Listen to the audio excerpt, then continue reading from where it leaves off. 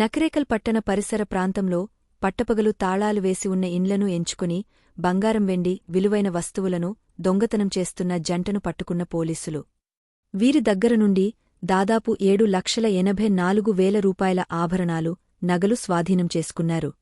కేసును ఛేదించిన Nalgonda DSP K. Shivaramreddy, Nakrekal CIP Rajasekhar, SI Lachireddy Krishnamachari, clues team SI Sivavari, సిబ్బందులను ఎస్పీ శరత్చంద్ర పవర్ అభినందించారు. పట్టుకొని విచారిస్తే దానికి సంబంధించినటువంటి స్కూటీకి సంబంధించిన డాక్యుమెంట్ సరిగా లేకపోవడము, అతను సరైన సమాధానం కొంతలేని సమాధానం చెప్తే థరోగా ఇంటరాగేషన్ చేస్తే ఇతను ఓల్డ్ అఫెండర్గా ఒప్పుకున్నాడు. గతంలో నాకడపల్లి, శాలిగోదావరం, నకరేకల్, కట్టంగూడి ఈ ప్రాంతంలో 2020 నుంచి 2022 నుంచి నేరాలు చేస్తుండు. మైనర్గా ఉన్నప్పుడే ఇతను దొంగతనాలకు అలవాటు పడి గతంలో దాదాపు 14 కేసులలో కూడా అరెస్ట్ అయ్యి జైలు పోవడం జరిగింది. 8 నెలలు జైలు శిక్ష అనుభవించి 2024 డిసెంబర్లో బయటకు వచ్చాడు బెయిల్ పైన.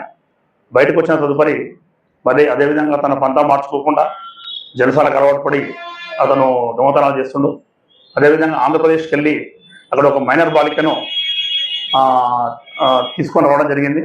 ప్రలోభ పెట్టి ఆమెను వెంటబెట్టుకుని వచ్చి ఆ అమ్మాయి కూడా దొంగతనంలో కలిసి చేస్తున్నారు. ఇద్దరు కలిసి బయట ఉండడము, కాపలా వేయడము, దాని లోపలికి వెళ్ళి మధ్యాహ్నం పూట లాక్డ్ హౌసెస్ ఏవైనా ఉంటే వాటిని బ్రేక్ చేసి బంగారు ఆభరణాలు, వెండి ఆభరణాలు, క్యాష్ ఏవి దొరుకుతాయి తీసుకొని పోవడము. జల్సాలు ఇద్దరు కలిసి, అమ్మాయి ఇతను కలిసి జల్సాలకు అలవాటు పడి విచ్చలవిడిగా ఖర్చు చేస్తూ తిరుగుతున్నారు.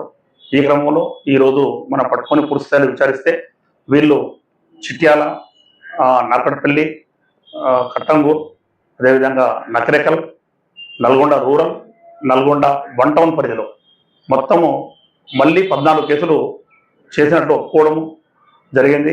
అతని దగ్గర టోటల్గా మనము వాళ్ళిద్దరి దగ్గర కలిపి మొత్తము 5 తులాల 1 గ్రాము బంగారు ఆభరణాలు, మరి అదేవిధంగా 119 తులాల వెండి, అంటే దాదాపు కిలోంబావు వెండి ఆభరణాలు, అదేవిధంగా 45,000 క్యాష్, ఒక స్కూటీ, 2 సెల్ ఫోన్లు, దొంగతనానికి ఉపయోగించేటువంటి ఈ ఐరన్ రాడ్ను కూడా స్వాధీనపరచుకోవడం జరిగింది.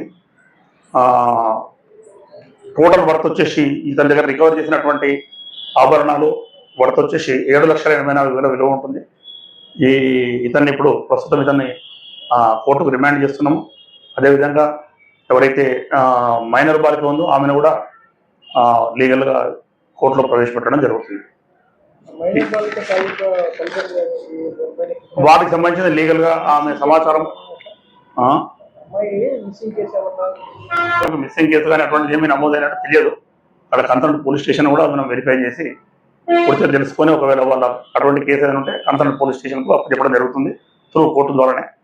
అదేవిధంగా ఈ కేసును ఛేదించినటువంటి రాజశేఖర్ సిఐ గారి ఆధ్వర్యంలో లచ్చిరెడ్డి ఎస్ఐ గారు, మన ఎస్ఐ కృష్ణచారి, మరియు అదేవిధంగా కానిస్టేబుల్స్ వెంకటేశ్వర్లు, తర్వాత శ్రీకాంత్, శ్రీను, తర్వాత జనార్దన్, మిగతా అందరి సిబ్బందిని కూడా ఎస్పీ గారు అప్రిషియేట్ చేయడం జరిగింది, అభినందించడం జరిగింది. వాళ్ళకి రివార్డ్స్ కూడా మేము పెట్టడం జరుగుతుంది.